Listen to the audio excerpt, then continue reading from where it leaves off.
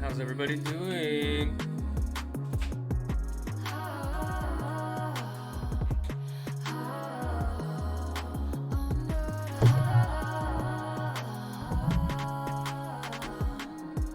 Happy Friday to you. Good morning, Jenna. Good morning, Alpha. Good morning, Barry. Chin says, nice weather. It is. It's a sunny day. I'm looking out the window. Not a cloud in the sky. Stuck on homework. Problem number 3. Looking forward to Discord today. Yeah, we'll be on Discord later. 4:30 to 5:30. Good morning, my G. This is Foreign Wanderer. Good morning, Belcut. Good morning, Clamor. Chimney Stacks. B-Murph 2021. Oh, you're already past 2020? You're just like, I'm done. Let's put a 2021. Top of the morning to you. It was raining sheets last night. Oh yeah, didn't it rain a little last night?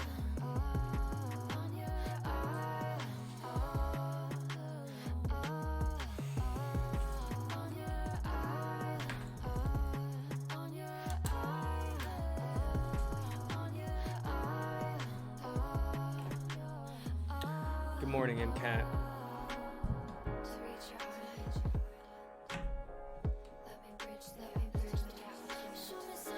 Morning, Paul.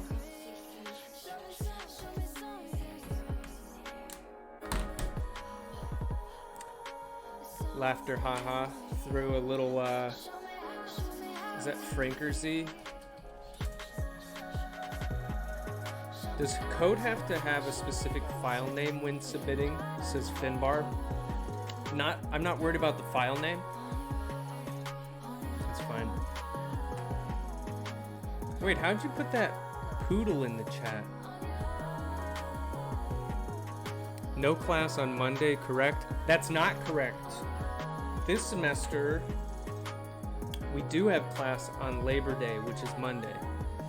Usually we don't have class Labor Day. This semester we do. I think UB just sent an email out about that. But we're going to be here Monday morning, everybody.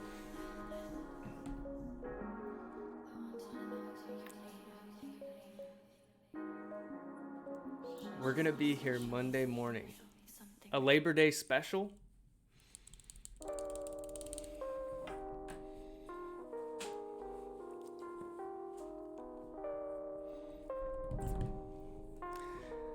It's going to be a Labor Day special. Labor Day themed class.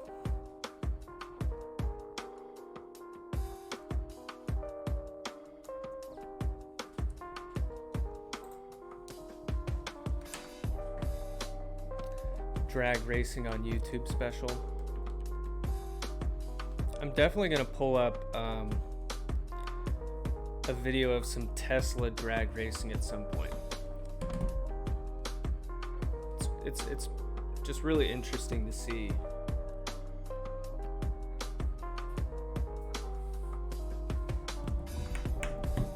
You guys ready to get started? We're talking about rolling mechanics today. Are you going to watch the F1 race this weekend? Ooh, tell me more. Where are they? Are they in like Monaco or like New Zealand or something? What song is that? This is, let me look it up. I'm going to write it in the chat. Cherry Picker by Sam Barsh.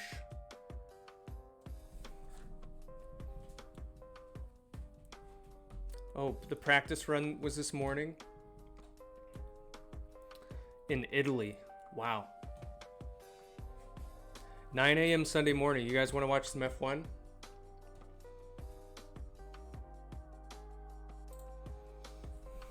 All right, people, let's get started. We got a lot to do today. Okay, so we've been talking about some simple strategies or simple principles for winning a race going down a straight in a car. So you want to maximize your acceleration. To do that, you want to maximize your tractional force, minimize your mass. You want to use bang principles. Yes, that's the technical word for it, which just means as much acceleration as possible, followed by as much braking as possible, which is a little counterintuitive. To win a race, you have to brake hard. So, we're getting into rolling mechanics because tires roll. The engine components, they rotate. So we got to get into some of this rotational stuff. Okay, so for road vehicles, tractional force is generated at the tire-road interface, which is the contact patch. And this force is generated at the driven tires. So what are the driven tires?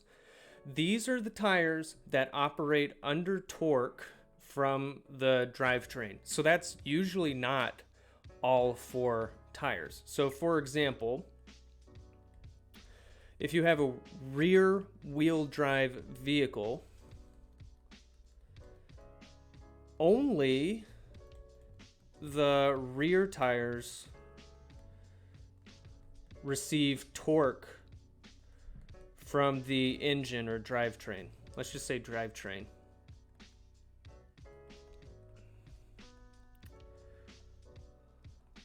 And that means, okay, well, what are the front tires doing? They're kind of,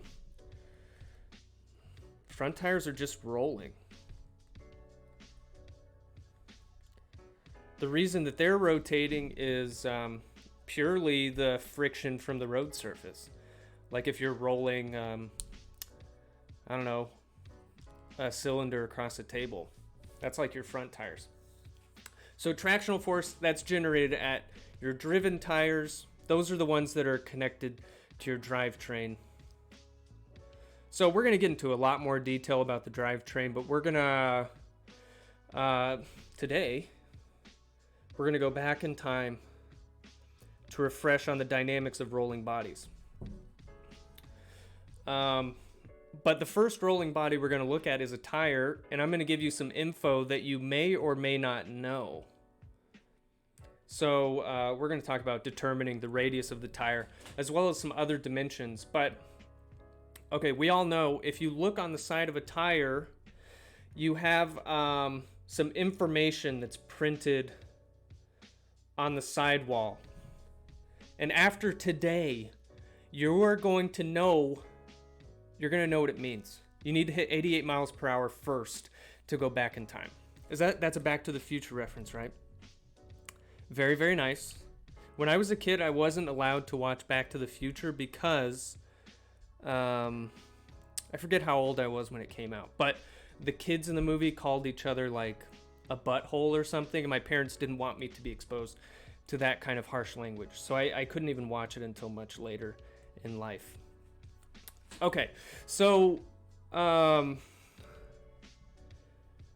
here is a table that shows you what each of these entries on the sidewall means.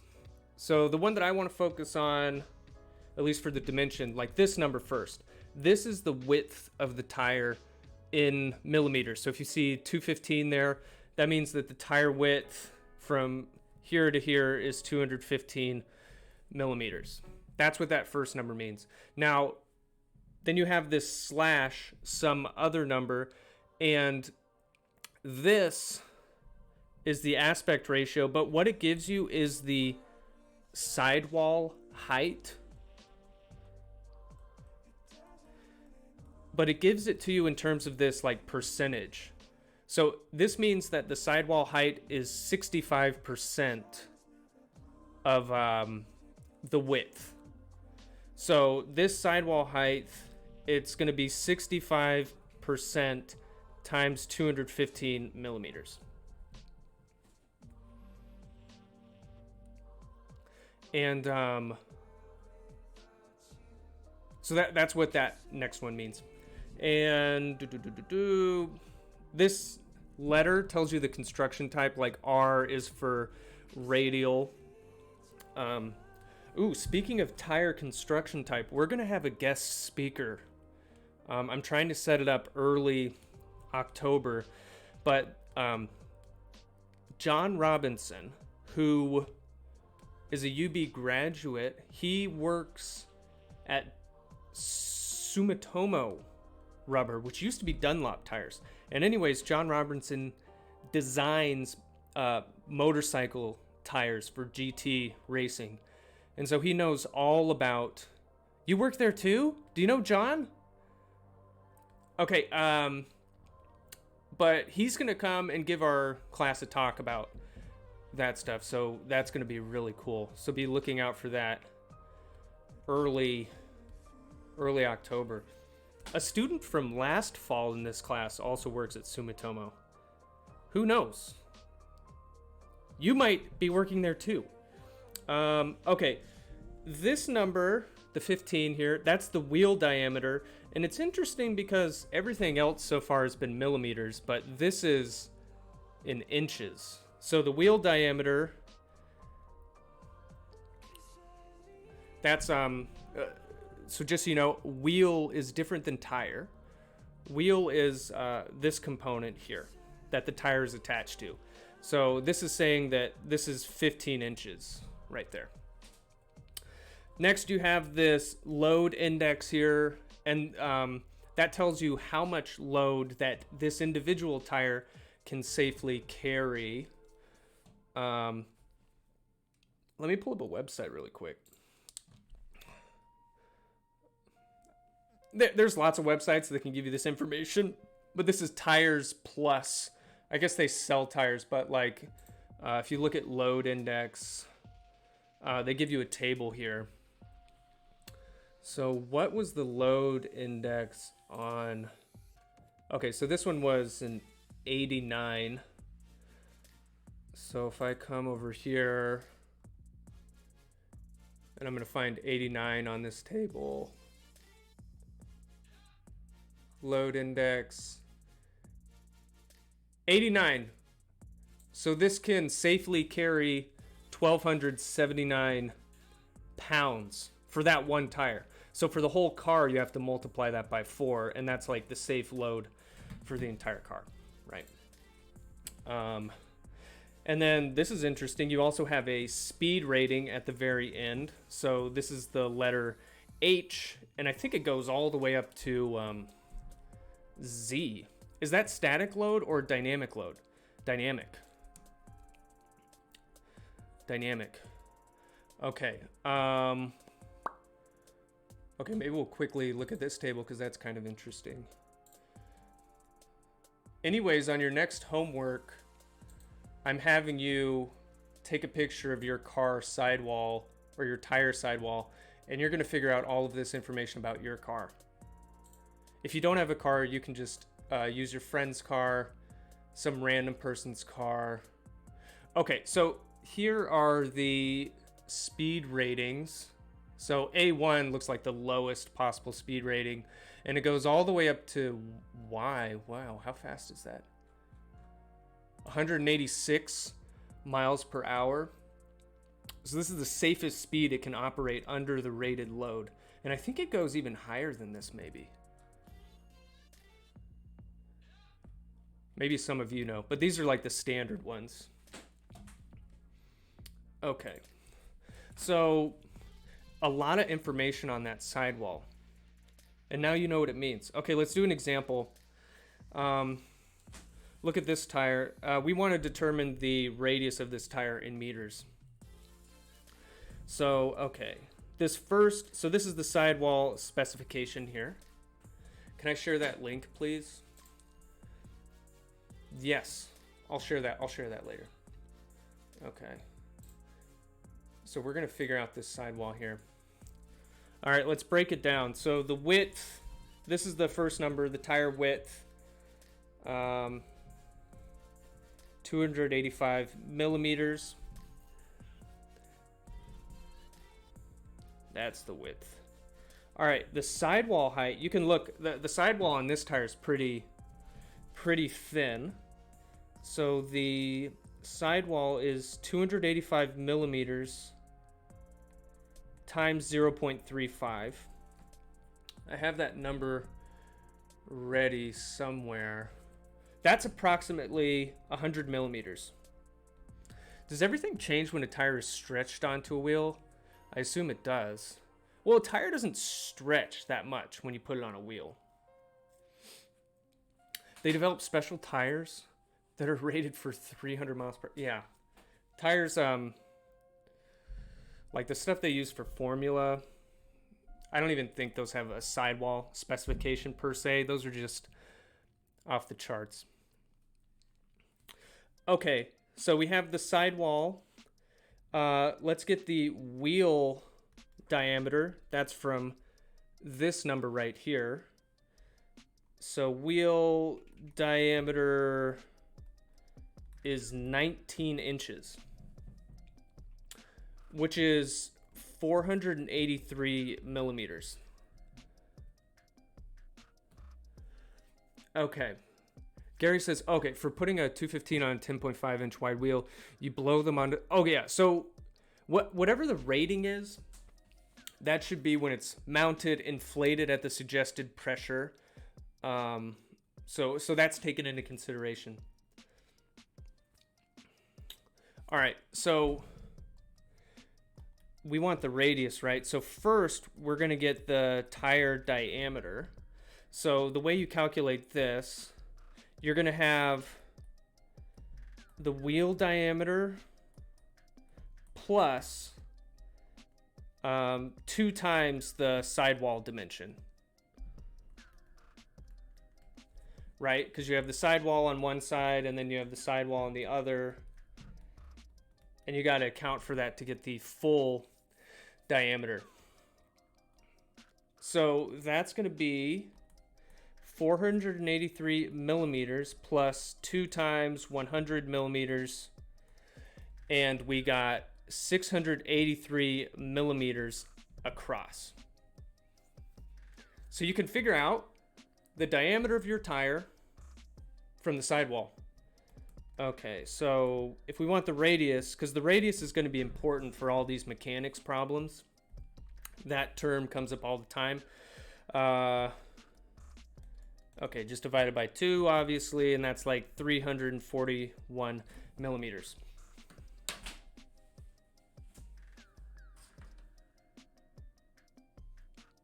Okay.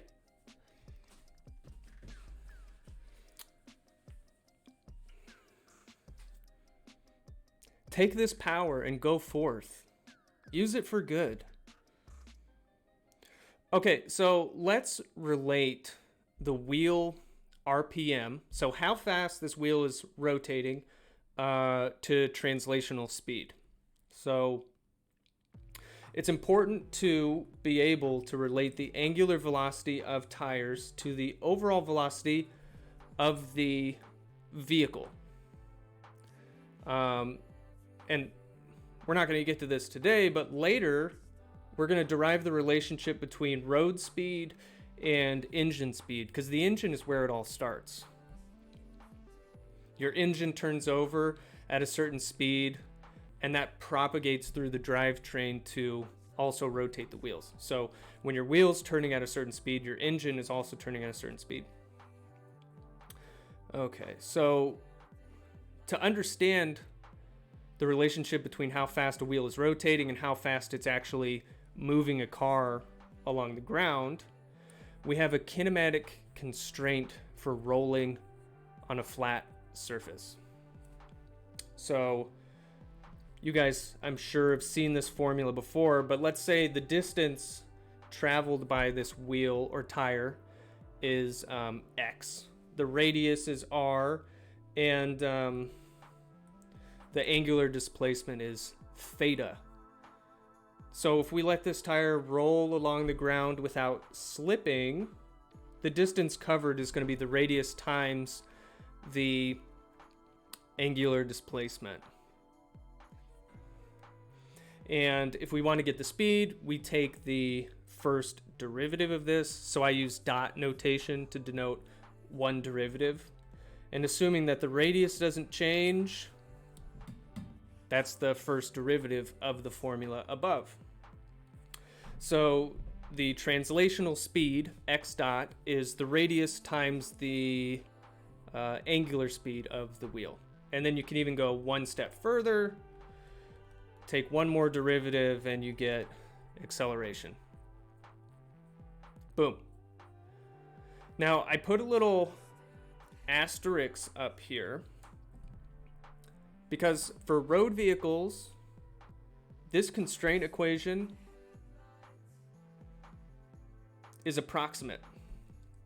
It's not exact. The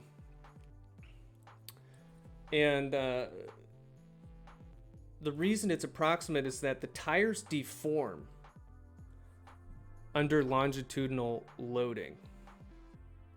And the amount of deformation is quantified by what we call the slip ratio, which we're going to cover that later. Wait, okay. I'm going to pull up a YouTube video. I'll show this to you again. Slow motion drag racing tire. You guys might have seen this, but I just want to show you that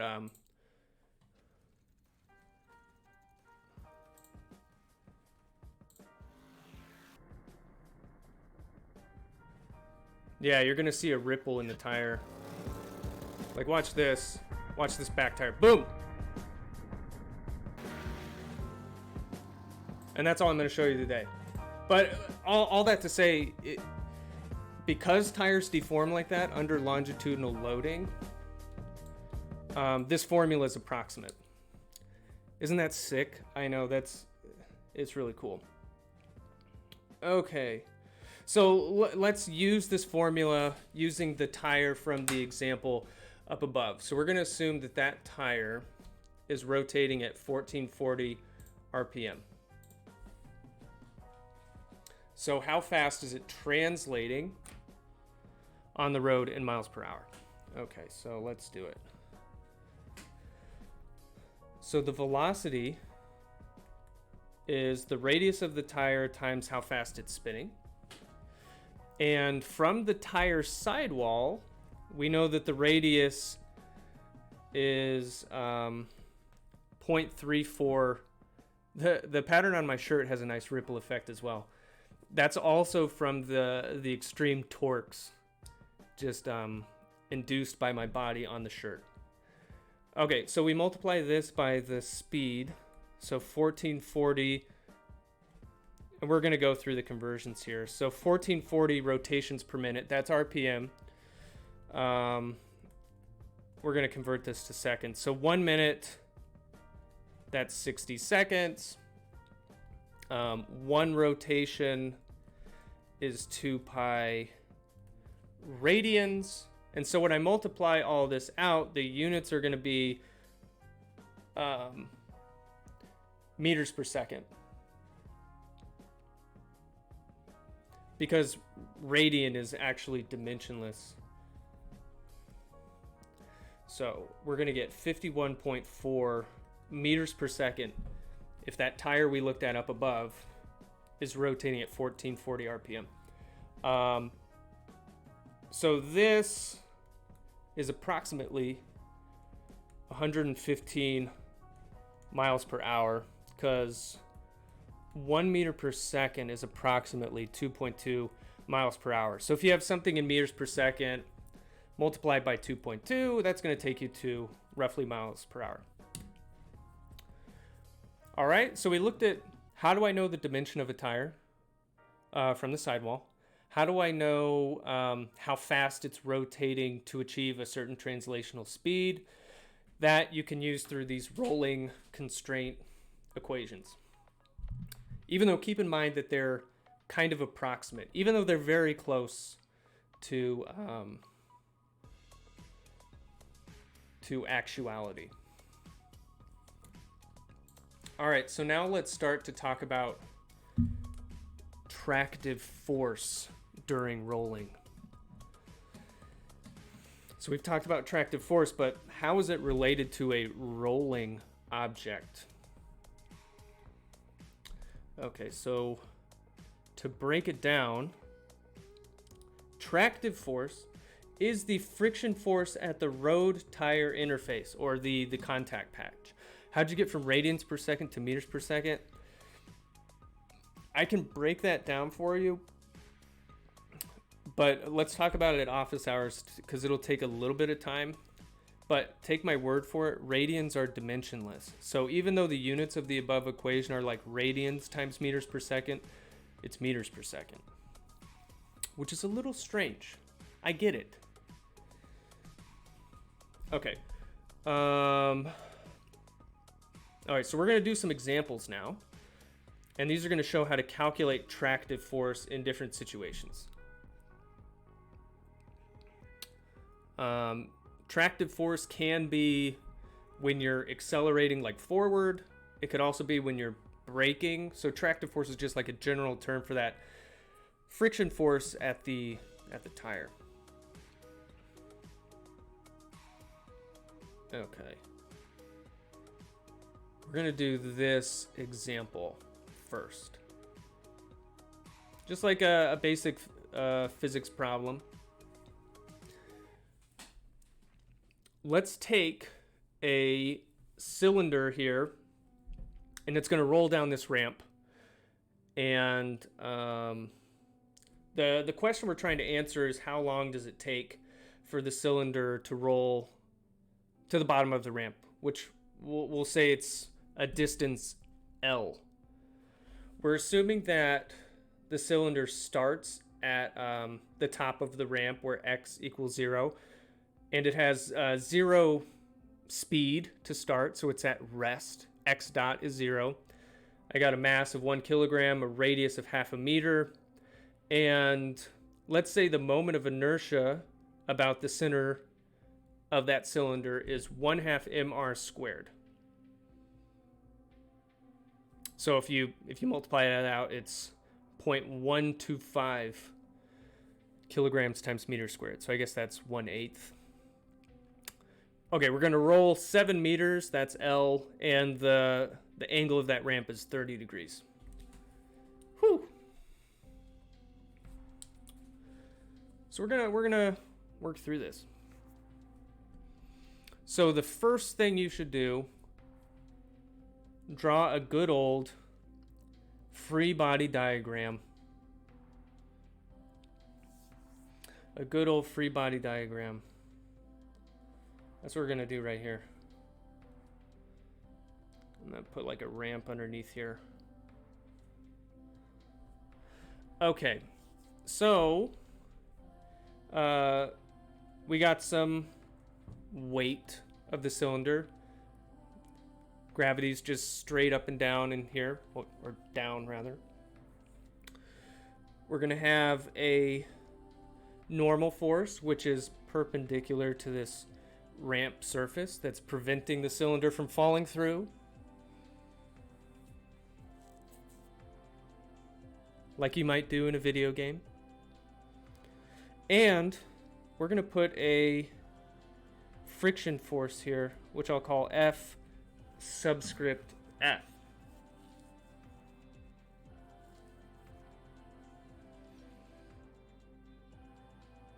Okay, and this is all we need. We're going to sum the forces in the x direction, which is running parallel to the surface of this ramp. So the normal force is normal to that x direction, so we don't have to worry about it. But we definitely have to worry about friction, and we also have to worry about the weight, because the weight has a component. If you break this into components, I know it's a little small here, but it has a component that acts down parallel to the ramp surface. And that component is the weight sine of the angle there. So it's just a small component, but we gotta factor that in. That is indeed what's propelling it down the ramp. All right, so the sum of forces, we're gonna use Newton's second law. The mass times the acceleration is equal to the sum of forces acting in the x direction. So we have that component of the weight, mg is the weight, so weight times sine of alpha, and we have the frictional force working against us as far as acceleration is concerned. All right, now we're going to do the sum of moments about the center of gravity of the cylinder. And this is also using Newton's law, but for rotational motion. So the moment of inertia times the angular acceleration is equal to the sum of moments acting about that CG. Now the only force that's generating a moment is the frictional force. And so that moment is going to be the frictional force times the radius. The force times the perpendicular distance from where you're taking the moment of inertia. All right, so we had the sum of forces, the sum of moments. Now we're going to add our rolling constraint equation. Because if this is rolling without slipping, we know that x is r times theta. And what follows from this is that we can relate the velocities and we can also relate the accelerations. Is the sum of moments negative because of the right-hand rule? Okay, great question. Great question. So, by the right-hand rule, this moment here would be negative, right? But really, it depends on what you define to be a positive rotation. So if you look at this diagram here, I'm defining positive theta to be rotating that way. So that's also like contrary to the right-hand rule in this case. But because this moment tends to increase theta, it's a positive moment in this coordinate system. All right, so let's bring this all together. We're going to sub 3 into 2.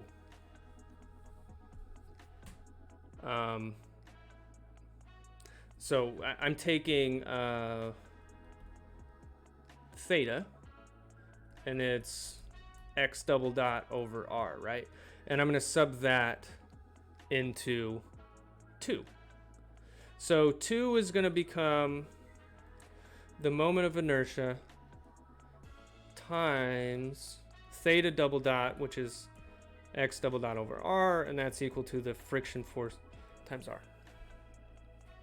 And this gives us an expression for the friction force in terms of the translational acceleration here. So if I divide both sides by r, I'm going to get I over r squared times the acceleration. So that's a function for the frictional force. How is x equals rq a rolling constraint? Well, what qualifies something to be a constraint? So I call it a constraint because it means it's a condition that has to be satisfied for something to hold true. So what I want to hold true is that this cylinder is rolling without slipping. And mathematically what that means is this relationship right here. If I rotate one full revolution of this cylinder without having relative sliding between the surfaces, that means that I should travel the length of the circumference of the cylinder. It would be like I take the cylinder and then I unfold it and lay it flat on the ground. And that distance is, isn't it 2 pi r's the circumference? So if x equals 2 pi r, then theta should equal 2 pi. And this is just like, that's basically what the condition is saying. You just have to unfold reality and lay it on the ground to see what I mean. Okay. So then you have to sub this friction force expression into equation 1. So constraint is a necessary condition that must hold true. Yes. Yes. That's what a constraint is. If you slide, would you go further than the circumference or less? If you're sliding, it could be both cases, I guess. It could be, yeah, it depends. It depends. You could just sit around and think about it all day. There's different, yeah, it depends. You could do either. It's pretty interesting. We'll talk about those different cases when we talk about the slip ratio. It's really interesting. Okay, so we're going to say the mass times the acceleration. So this is equation 1. mg sine alpha minus this friction force, which we know is I over r squared times the acceleration. And this gets to a physical result that I wanted to show you. So if I bring that I over r squared to the left-hand side,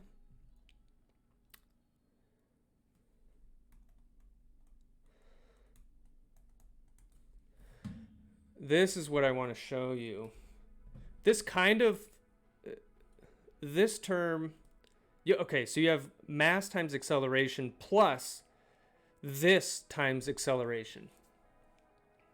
So what I want to point out here is the inertia adds effective mass to the system. It's kind of like now I have mass plus this inertia term. And this is important for cars because in terms of acceleration, like your car weighs a fixed amount and each tire and wheel weighs a fixed amount. But once you start spinning up your tires, that like effectively, from the perspective of longitudinal acceleration, adds mass to your car. It's kind of like your car's heavier, but not really. And it's not just your wheels, it's also any rotating components in the drivetrain or the transmission. So we'll see that later. Like when you're in first gear, that's a bigger gear. And it adds more effective mass to your car to be in first gear. So even though you get more torque in first gear, your car is like kind of heavier from the perspective of longitudinal acceleration. Do we do alignment calculations? No. Okay. So let's keep going here. Because we wanted to see, well, how long does it take for this thing to roll, okay, to the bottom of the ramp. So we'll just finish up this example here. So I can solve for the acceleration.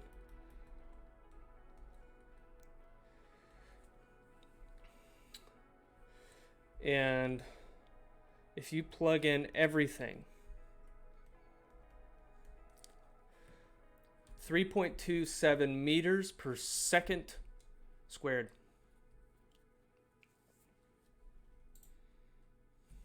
And then we can use this, go back to our constant acceleration kinematic equations. So from those,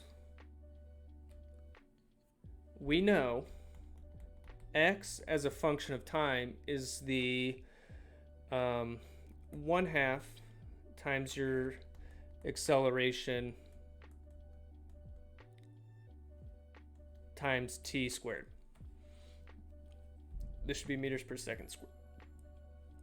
This is if you start from rest and you have a 0 initial position.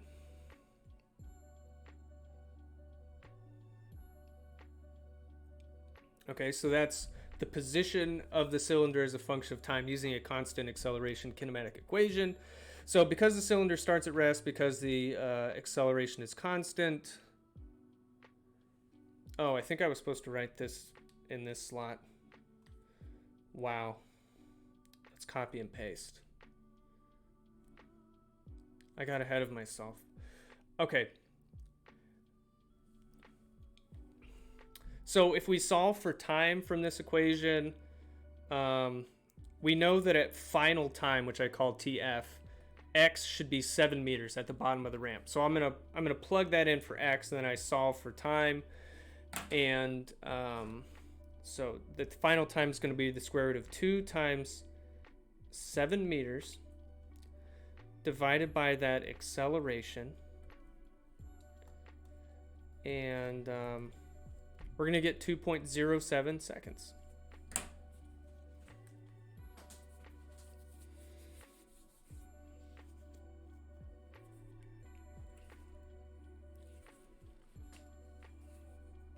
Okay, so that's a cylinder rolling down a block. And I think the main takeaway from that, other than just the procedure of being able to dissect a problem like that, is that rotating components add effective mass.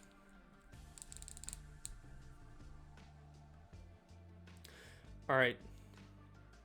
We have 10 minutes left, and we're just going at 1,000,000 miles per hour here. But we have another example that I want to do. And this is getting a little bit closer to a car, but we're not quite there yet. So what's going to be different about this example is we're going to have torque that's transformed into a tractive force. Like in the previous example, there was gravity pulling the cylinder down, and then just the friction at the surface was creating rolling. But what if you have, so what if you have torque driving this process? Okay, so we have a unicycle. We have a unicycle problem. Torque force or tractive force while rolling due to torque. So if Baxter, I don't know, this guy just looked like a Baxter to me. So if he produces a constant torque of 8 newtons per meter on the wheel while pedaling, what tractive force does he generate? And how long does it take him if he's going 100 meters? How long is it going to take him to complete that race? So we're going to go through the same steps like the last problem. This one's a little more complicated, but not much more. So let's see.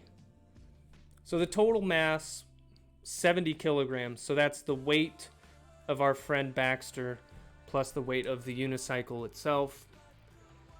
I have this moment of inertia of the tire. And then he's starting at rest in this case as well. So you start these problems with a free body diagram. And I'm going to make 2 free body diagrams. I'm going to zoom in here. I'm going to do one free body diagram on the overall body, and then I'm going to do one just looking at the tire itself. Okay, nice pick. Thank you. I spent a lot of time on that. I wanted it to be just right for you guys. I wanted it to be just right. Okay, so let's put so when I say overall body, I'm considering the person and the unicycle to just be like one system. So I'm only looking at forces like external to the entire system. So I'm not going to consider in this free body diagram the torque that he generates himself within this system, okay? But something external to the system is going to be the friction force, which in this case is going to be the force that propels the body forward. That's a little different than the last example where friction was working against the cylinder rolling down, but it created the rotational motion. So friction is actually the thing that propels us forward. So the only force we have acting is friction, and then we have the weight of the body. And I guess we should put normal force so he doesn't clip through the wall like a speed run. And that's it. Now, I want to look at the tire. I'm going to define a positive theta going that way again. So that's actually contrary to the typical right-hand rule. The tire's going to see this friction force. It's going to see that normal force. And then at the hub, it has a torque. What about drag? That's how I imagine you saying, but we're ignoring drag for this one. And there's also the reaction forces from Baxter sitting on top of this. And so I'll just call these reaction forces X and Y direction.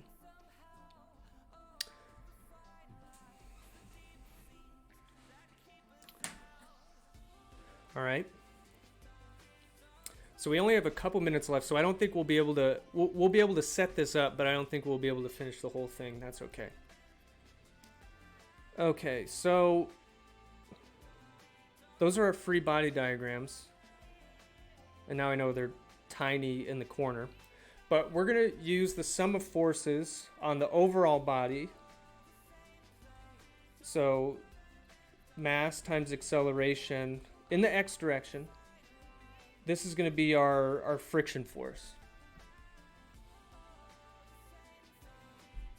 That's the only force in the x direction for this unicycle.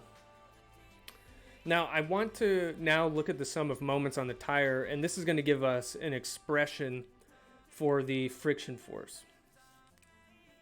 So, just like before, the moment of inertia times the angular acceleration of the tire is going to be equal to the sum of torques about the center of gravity, because that's what I'm taking the moment of inertia with respect to. And if you look at this, one thing that's generating a moment is the torque that he provides as he pumps on those pedals, and that's pushing it in the positive direction. But the friction is going to provide a resistive torque, because if you look at this diagram down here, friction's acting this way. It's what's propelling the bike forward, and it acts about this moment arm, which is the radius of the tire, but it tends to want to produce anti-rotation, if that's a word.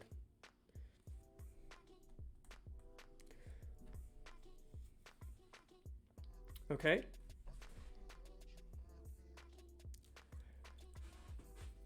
So then we also have our rolling constraint. So it follows that the translational acceleration is related to the rotational acceleration in that way. All right, so we're going to bring this all together. So we're going to make some substitutions like before. We're going to take equation 3, sub it into equation 2. Why does friction push in the same direction of motion in this problem while it pushed in the opposite direction of motion in the last?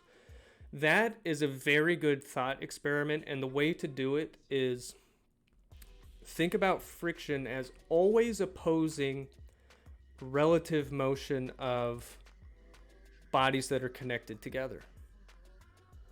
Maybe we'll, because we're getting close to the end, I'll pause the example here and then just talk about that direction of friction just a little bit. Like when I think about friction and I'm doing a thought experiment, like, well, imagine that this guy is sitting on a unicycle on a patch of ice. And then he starts pedaling, but there's no grip on the surface. Oh, his leg's going the wrong way. But he's trying to go this way. If there's no friction, right? This wheel is just gonna spin in place. And you're not gonna go anywhere. And the relative motion is like the surface of the tire is like always pushing back this way and rubbing against the surface of the ice, right? Well, friction tries to prevent that relative motion and prevent the sliding in this direction. So that's why the friction is going this way. Yeah, another good example is you can take your hands, you can rub your hands together like this, and feel where the force is pushing on each of your hands. Like if I take this hand with the ring, and if I press my other hand up, I'm feeling the skin on this hand like push up this way. I don't know if this is helpful for you. It's a good thought experiment. But another thing too is in these problems, if you're ever confused about, okay, I have no clue which way friction is actually working, when you draw your free body diagram, you can just draw it any which way you want. Like on this, I could have drawn friction. Dr. E's married. Yes. As of November last year. I could have drawn friction going this way. And it would change my equations. Thank you. And it turns out when I solve for the friction force at the end, if I use this assumption, I would get a negative sign.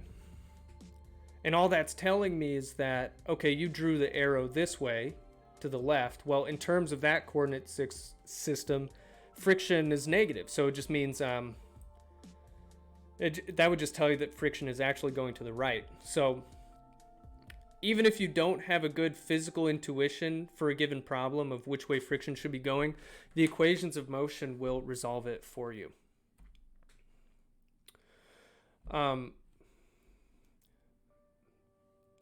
Guys, reminder. The homework is due Monday morning. The homework's due Monday morning. We're going to have office hours today at 4:30 to 5:30. I'll be there on the Discord. I fixed the Discord link, so it shouldn't kick you out. Thank you guys for giving me some tips on that. We will be meeting on Monday, the Road Vehicle Dynamics Labor Day special. So you really don't want to miss that. You don't want to miss what's going to happen to Baxter here, because you're really going to want to know how long it takes him to travel 100 meters. And I think we're going to start talking about gears as well. Wait, we have homework? Yes, we have homework. Completed notes for this week. Yes, I'm gonna wait, we didn't finish this very last one though. We didn't finish this one. I'm gonna be thinking about our boy Baxter all weekend. I'm sure. Doesn't he look like a Baxter? If you look at that guy. He's just loving life. He's a Baxter.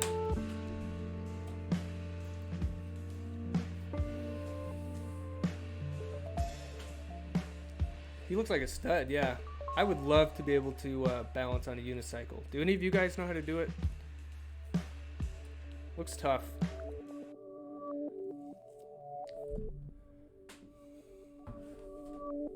Looks tough.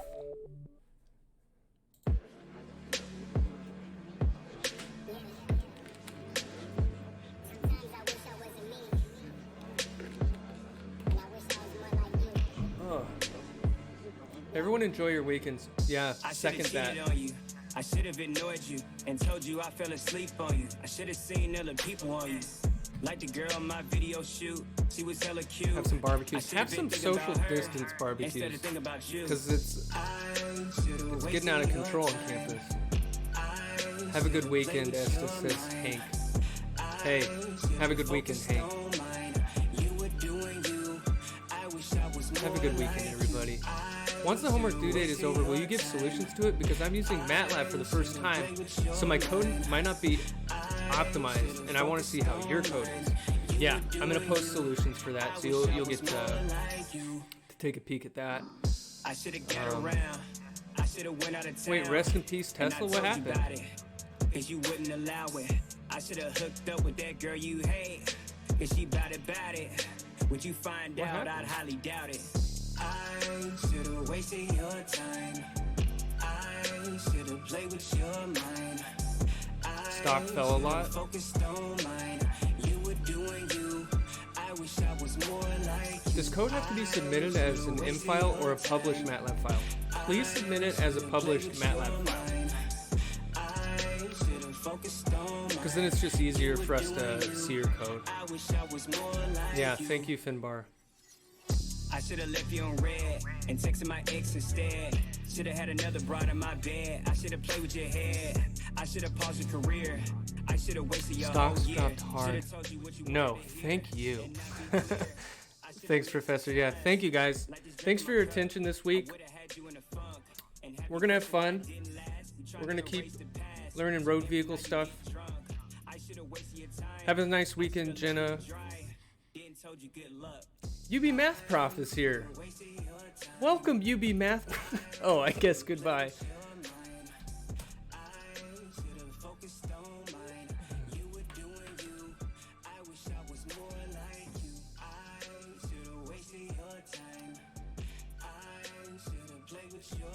UB Math Prof teaches calculus at UB. He also streams on Twitch. You can tune in to his stream. He has a lot of very nice illustrations. A skilled artist. I wish I was more like you, cause maybe I would be cruel. Maybe you would be the tool, but still want to be cool and pray to God that we get along. How's the semester been? It's been a crazy first week. A good first week. Just very busy. I mean, I'm looking forward to like week 2 or week 3 where you hit a stride, get some routine. Who's better, UB Math Prof? I don't know. Yeah. Are you guys having a good first week? I hope you are. Don't stress. Better UB Math Prof is another prof who's teaching business calc this semester. Good to know. Yeah, guys. Don't stress. Everything's gonna be just fine.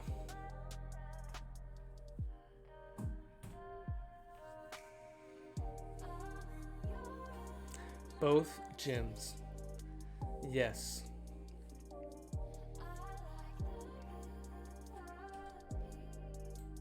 Oh, I like this song.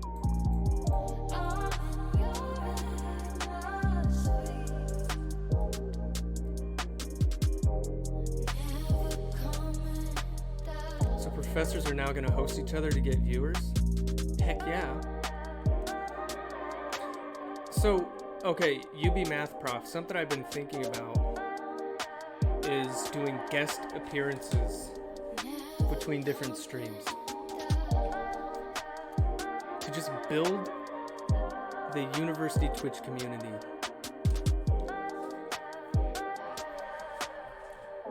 What do you think?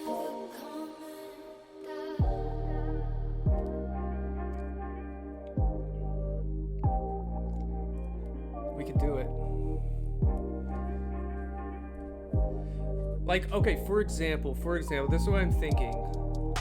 Like, if you are teaching some differential equations thing and you're like, oh, like this equation can be used for cars or something, then I pop in, I do like a 10-minute example on a car, and then on the flip side I'm like, I have some vector space here. We're gonna bring in UB Math Prof to explain vector spaces, like the cameo you had in heat transfer. Yeah, see, this is Dr. Burge's idea. He was the first to do that. Guest appearances. It could just be funny too.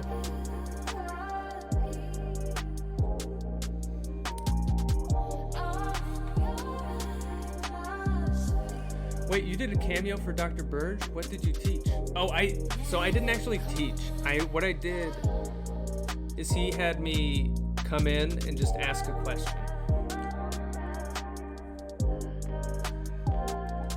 I came in and I asked some question about heat transfer that I didn't know. It was like some coefficient. I just put Dr. Burge on the spot. Oh yeah. Yeah, Professor Rehanian also made a guest appearance. Yeah, we need to do some guest appearances. You're digging the new layout? Thank you. Well, yeah, this one, it feels cleaner. I mean, your layout is very, very clean, and I realized I need to clean mine up a bit. So now I have like a title for the day. I get my notes going in here. We were learning about this guy, I call him Baxter because he looks like a Baxter. Oh yeah, your layout you made from scratch. I just ripped this one. This is like a free one available on Streamlabs.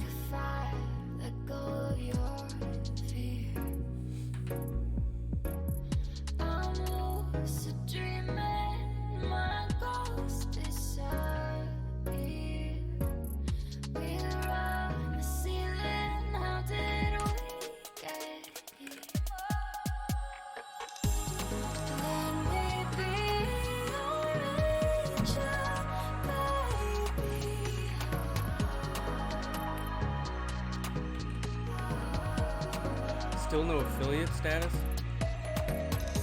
Yeah, I know. Wait, are you doing that? Hey, have a great weekend, Form Wonder. Enjoy some burgers. Oh, that sounds fantastic. You too.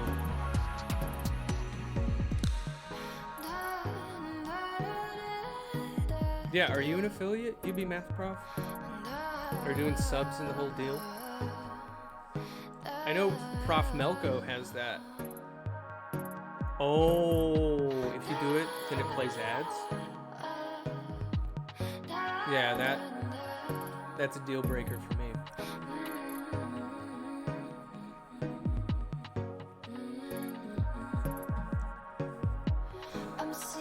No, thank you, ads.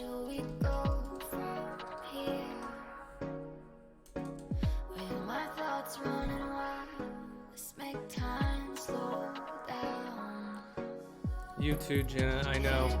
Enjoy the last few days of summer.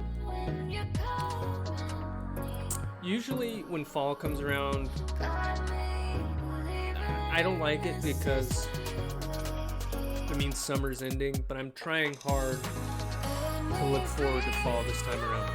And embrace the changing of seasons, because without seasons, summer wouldn't feel so good.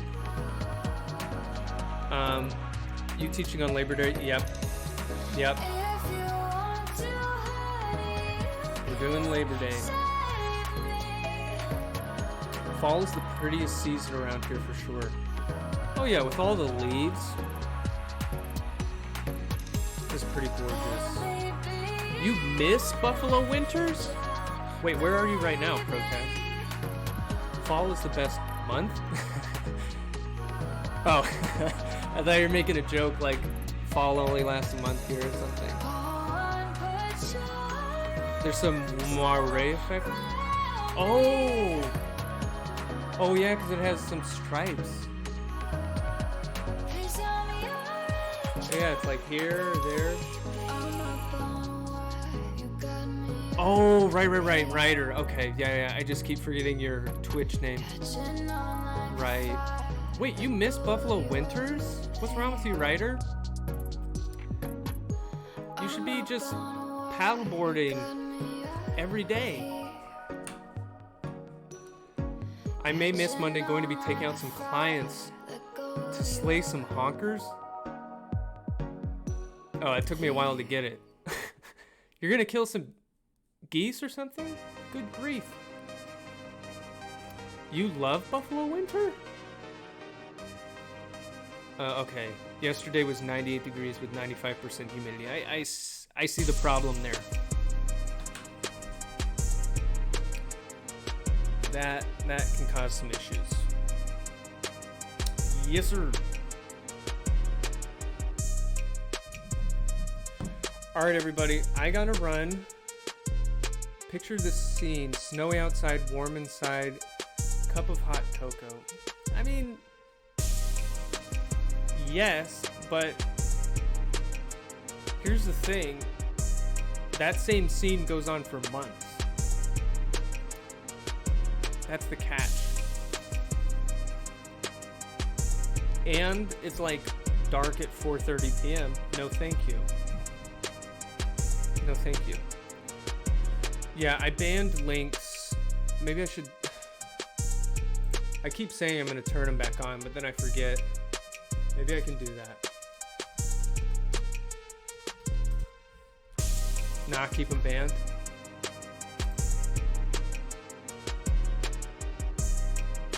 Maybe that's a good idea. Yeah, actually, that's probably a good idea. All right, everybody. I need to run to a meeting. And peace, Ryder. Thanks for hopping in, man. Good to see you. Good to see you, UB Math Prof, and everybody else. Have a fantastic weekend. Office hours at 4:30 p.m. on Discord. Come if you need help. I'll be there. Peace out.